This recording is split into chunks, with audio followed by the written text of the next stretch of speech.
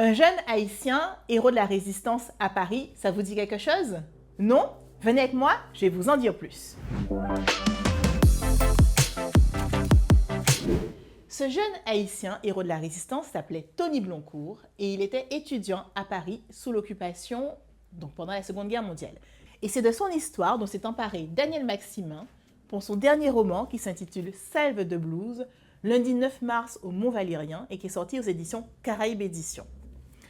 Daniel Maximin, en une journée, raconte les dernières heures de Tony Bloncourt et de ses 6 camarades résistants qui étaient comme lui, jeunes étudiants ou alors jeunes travailleurs et qui avaient été arrêtés parce qu'évidemment, ils essayaient de s'opposer au régime de Vichy.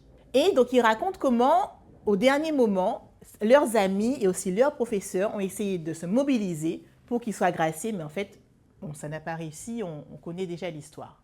Mais en fait, moi, ce qui m'a beaucoup plu dans ce roman, c'est que l'auteur s'est extrêmement documenté et nous relate ces faits de manière dramatique et avec beaucoup de détails, et nous montre aussi comment, parfois, on parle de certains héros pour la résistance, mais on en oublie d'autres pour des raisons qu'on comprendra, par exemple qu'ils étaient trop jeunes ou alors qu'ils étaient étrangers.